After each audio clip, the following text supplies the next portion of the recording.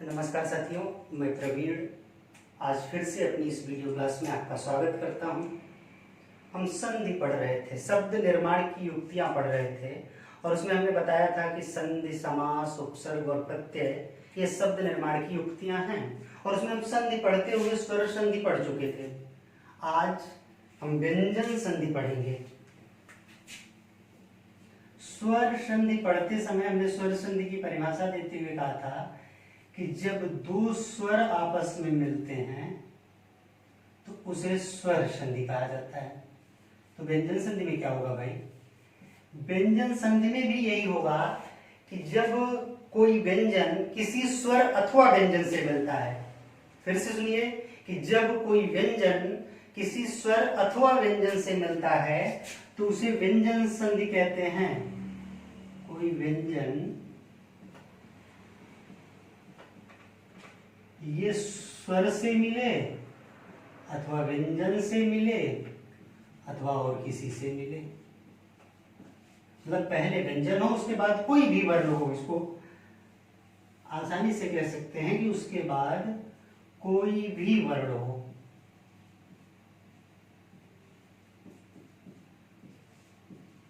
तो क्या होगी? वो व्यंजन संधि हो जाएगी। अर्थात हम परिभाषा करते हैं कि जब संधित पद में या संधि होने वाले पद में कोई वर्ण, पहले वाला वर्ण व्यंजन हो और उसके बाद कोई भी वर्ण हो तो उस संधि को हम व्यंजन संधि कहते हैं। क्योंकि हमने आपसे बताया था कि संधि मूलतः संस्कृत से ली गई है और संस्कृत में जब हम व्यंजन संधि पढ़ते हैं तो इसके तमाम सूत्र होते हैं। उन सूत्रों के सहारे हम व्यंजन संधि पढ़ते हैं।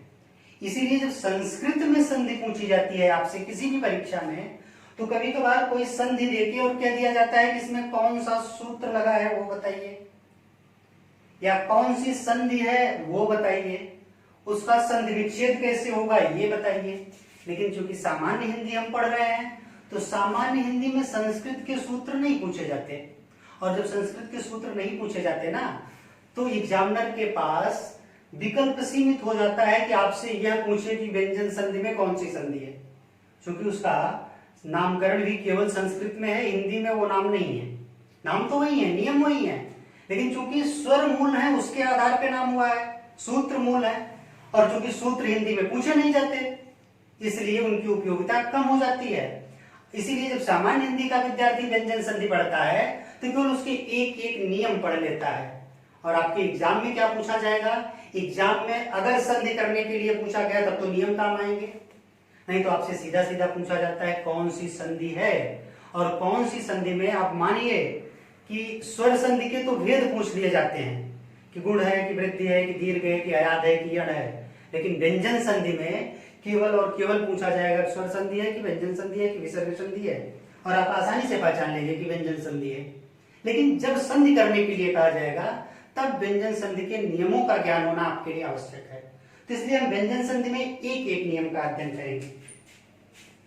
और चूंकि व्यंजन संधि पढ़ते समय जितनी प्रकार से व्यंजन मिलते हैं विद्वानों ने उतने प्रकार के नियम बनाए हैं, उतने प्रकार के संस्कृत में महर्षि पतंजलि पाणिनि ने सूक्त बनाए हैं, तो उनका अध्ययन हमको करना नहीं है। इसलिए हम कोशिश करेंगे कि कुछ सूक्त ऐसे हैं, कुछ संधियों के नियम ऐसे हैं जो एक साथ प्रयोग में लाए जा सकते हैं थोड़े बहुत परिवर्तन के साथ, तो हम उनको एक साथ पढ़ लेंगे।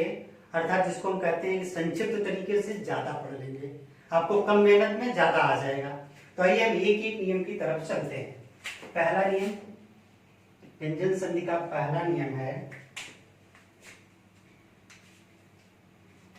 कि यदि पहले मतलब पूर्व मतलब पहले, आप ऐसे लिख सकते हैं हर में, पश्चात अर्थात बाद वाला पद कह सकते हैं, पूर्व पद या शब्द, पश्चात पद या शब्द, और फिर एक कॉलम आप यहां लिख सकते हैं कि संधि के बाद परिवर्तन। संधि के बाद क्या परिवर्तन हो रहा है?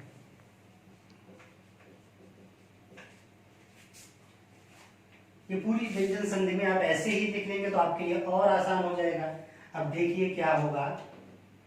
पहला नियम है कि यदि पहले पहले किसी वर्ग का प्रथम अक्षर आ जाए। आपने हिंदी में व्यंजन पढ़ते समय पढ़ा था कि क वर्ग, च वर्ग, ट वर्ग और त वर्ग और प वर्ग, 5 वर्ग पढ़े थे। तो इसी में है कि यदि पहले किसी वर्ग का प्रथम वर्ण आ जाए।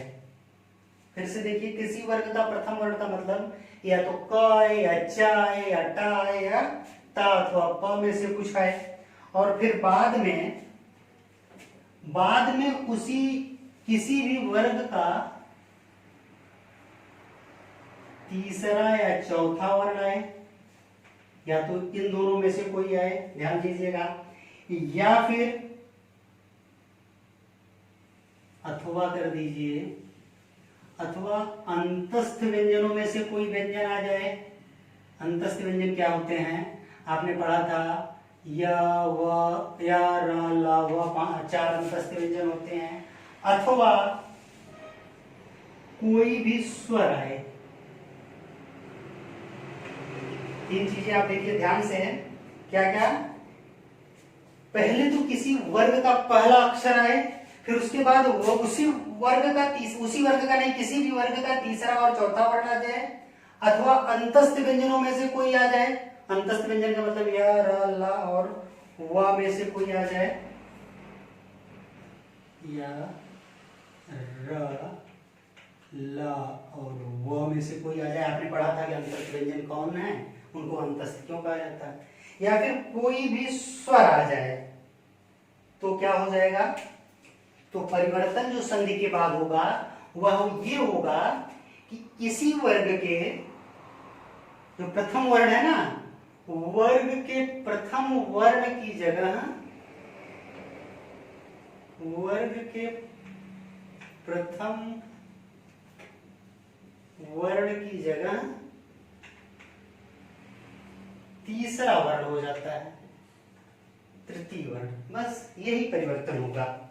फिर से समझिए कि पहले किसी वर्ग का प्रथम वर्ण आ जाए, उसके बाद वर्ग का तीसरा या चौथा वर्ण में से कुछ आए, अंतस्थ व्यंजन में से कुछ आए, या कोई स्वर आए, तो परिवर्तन क्या होगा कि वर्ग के प्रथम वर्ण की जगह, अर्थात इस वर्ण की जगह वर्ग का तृतीय वर्ण हो जाएगा। हम समझते हैं उदाहरण के द्वारा। जैसे हमने एक शब्द लिखा वाक, और दूसरा लिखा ईश। वाक मतलब वाणी, ईश मतलब प्रभु, ईश्वर। अब शर्त पूरी हो रही है, किसी वर्ग का प्रथम वर्ण, तो भाई क अपने वर्ग का प्रथम वर्ण है, और उसके बाद कहा जा रहा है कि उसी वर्ग का वर्ग का तीसरा और चौथा वर्ण में से कोई आए, तो भाई ये तो ई तो नहीं है। अंतस्थ व्यंजन आए, वो भी नहीं है, लेकिन स्वर तो है ना, तो कोई तो आया। और फिर अब क्या कह रहा है संधि के बाद नियम ये कह रहा है कि इस प्रथम वर्ण की जगह उसी वर्ग का तृतीय वर्ण होगा। तो भाई क वर्ग का तृतीय वर्ण क्या होगा, वर्ण क्या होगा, क, ख और ग। तो हो क्या गया, इस क की जगह ग हो जाएगा, और ग पहले आधा रहेगा, लेकिन जब उसमें बड़ी ई मिल जाएगी तो पूरा हो जाएगा वागीश। खत्म बात। इसी तरह अगला एक उदाहरण और देख लें। जैसे हम कहते हैं अच धन अंत, यहां भी ये हो रहा है कि च अपने वर्ग का प्रथम वर्ण है, अ एक स्वर है। अब देखिए च वर्ग की जगह, च की जगह उसी वर्ग का तृतीय वर्ण क्या होगा, च, छ और ज। इस च की जगह हम ज लिखेंगे, इस च की जगह ज लिखेंगे, आधा रहेगा, लेकिन जब इस आ से ये ज मिलेगा तो पूरा हो जाएगा, ऐसे हो जाएगा। इसीलिए हमारी संधि क्या होगी, अजंत। ठीक, इसी तरह एक और देख लीजिए। जैसे आप लिखते हैं उत धन योग। अब आप देखें किसी वर्ग का प्रथम वर्ण, तो भाई ता अपने वर्ग का प्रथम वर्ण है, उसके बाद कोई भी वर्ग का तीसरा और चौथा वर्ण या तो वो नहीं है, लेकिन अंतस्थ व्यंजन तो है यार अलावा, ये आ गया। तो क्या हो रहा है, वर्ग के प्रथम वर्ण की जगह तृतीय वर्ण परिवर्तन वाले कॉलम में देखेंगे आप, तो तृतीय ता का तृतीय वर्ण क्या हुआ, द, त, थ और द। तो हम लिखते नहीं उद्योग, ऐसे लिखते हैं, या फिर जब ये दा और या मिलते हैं तो द्या बनाते हैं, इसको भी हम ऐसे भी लिख देते हैं। तो आशा है कि आप इसका पहला नियम बहुत आसानी से समझ लेंगे। यद्यपि इसका सूक्त होता है झलाम जसोवंते, लेकिन मैंने फिर से कहा कि आपके लिए सूक्त महत्वपूर्ण नहीं है, इसलिए उसकी तरफ जाने की जरूरत भी नहीं है। द्वितीय नियम देखिए,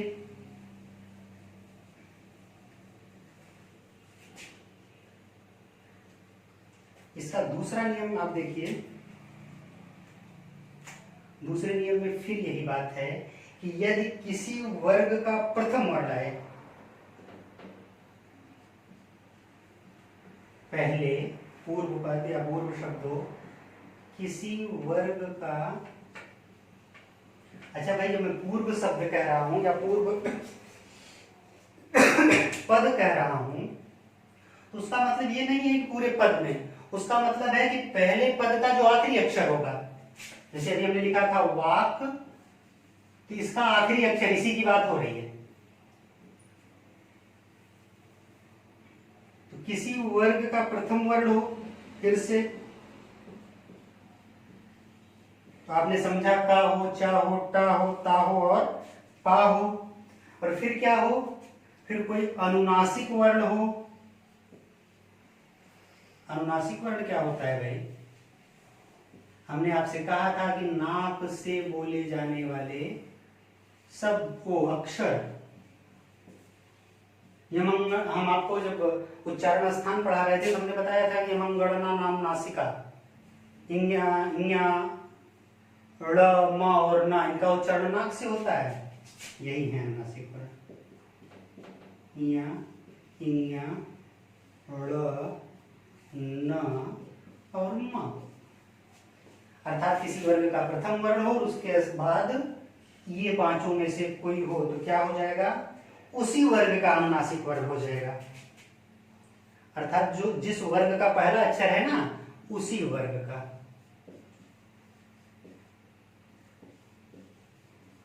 उसी वर्ग का अनुनासिक हो जाएगा।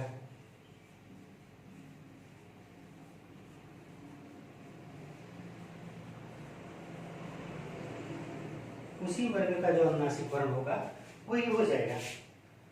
एक आध उदाहरण आप देखेंगे तो समझ में आएगा। जैसे हम लिखते हैं कि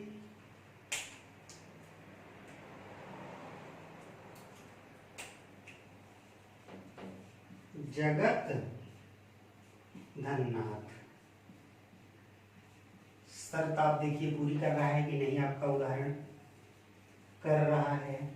क्या कर रहा है, वर्ग का प्रथम वर्ण, तो ता अपने वर्ग का प्रथम वर्ण है, उसके बाद कोई अनुनासिक वर्ण, तो भाई अनुनासिक है, ना आ रहा है, तो कहा जा रहा है कि प्रथम वर्ण की जगह, इस वर्ण की जगह उसी वर्ग का अनुनासिक वर्ण हो जाएगा। इसकी जगह इसका अनुनासिक क्या होगा, तो हमने देखा है कि त, थ, द, ध, न, तो ता आधा है तो न भी आधा होगा और हो जाएगा जगन्नाथ। आपको समझ में आया, किसी का नाम जगन्नाथ हो तो जाने उनका संधि विच्छेद क्या होगा। जैसे आप देखते हैं अप धन में,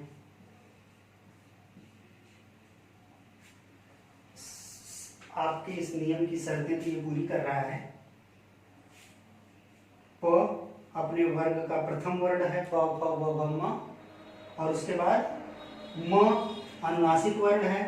तो आपने कहा कि जिस वर्ग का प्रथम वर्ण होगा उसी वर्ग का अनुनासिक वर्ण हो जाएगा प्रथम वर्ण की जगह। तो प की जगह प का अनुनासिक क्या होगा, मा ही होगा, प, फ, ब, भ, म,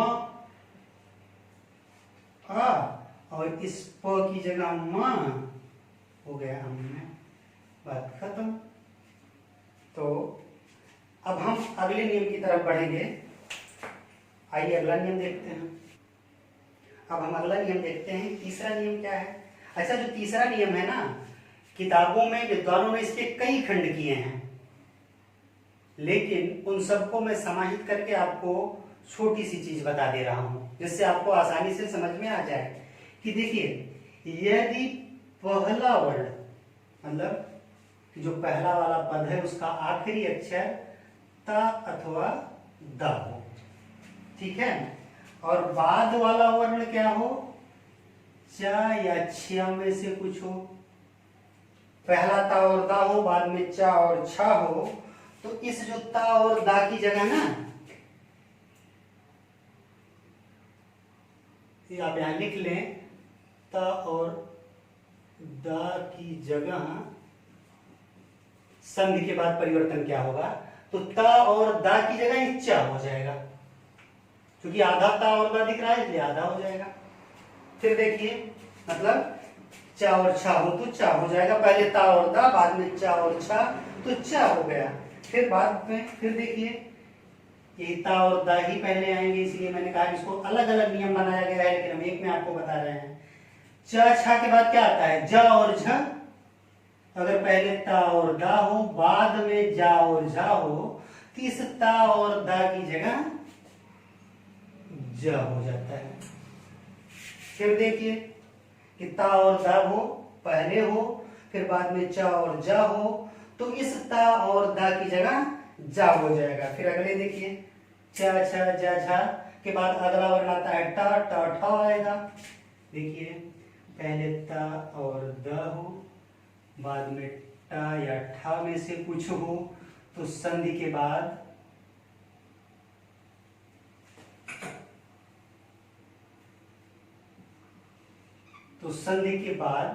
टा हो जाएगा। टा कहाँ होगा, इस ता और दा की जगह। अगला वर्ण आता है ड और ढ,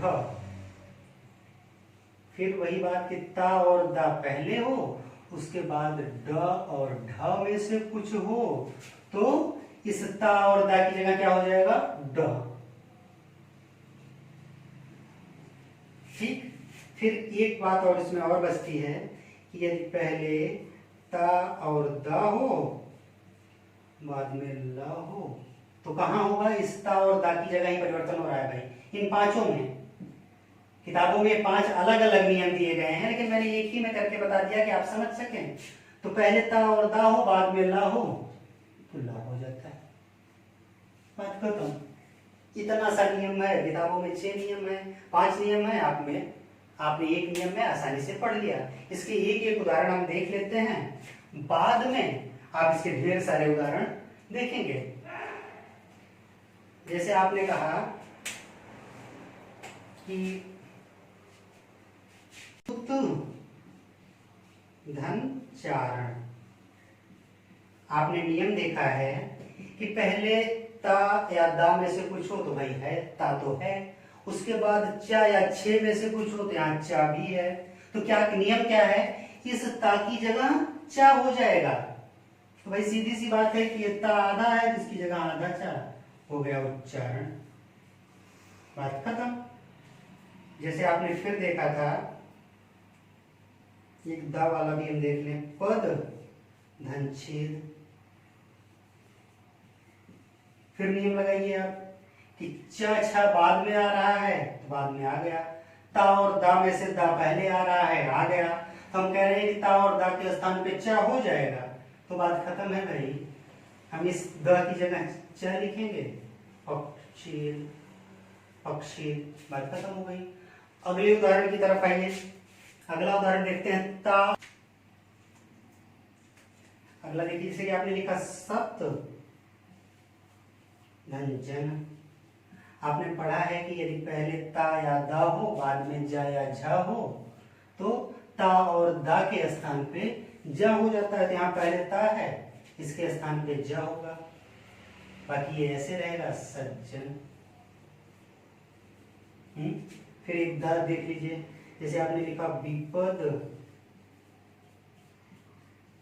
धनजाल, भाई यहाँ भी वैसे हुआ, इस दा की जगह पे जा हो जाएगा, जो कि बाद में जा या जा में से कुछ आ रहा, विपज्जाल, बस बात खत्म। इसी तरह आप ता और दा के बाद टा या ठा में से कुछ आएगा तो उसके स्थान पे ता हो जाएगा, इस ता और दा के स्थान पे। जैसे आपने लिखा था तत धन टी का, और आप नियम लगाइए सीधा सीधा, तो ता के बाद टा आ रहा है तो जाहिर सी बात है कि इस ता की जगह पे टा होगा, टा आधा होगा, हम कहेंगे तट्टी का, ऐसे तो। या फिर हम और कहते हैं बृहद टीका, तो इस कैसे होगा बृहद टीका, जैसे हम लिखते हैं बृहद धन टीका। द आ रहा है पहले, ये द पहले आ रहा है,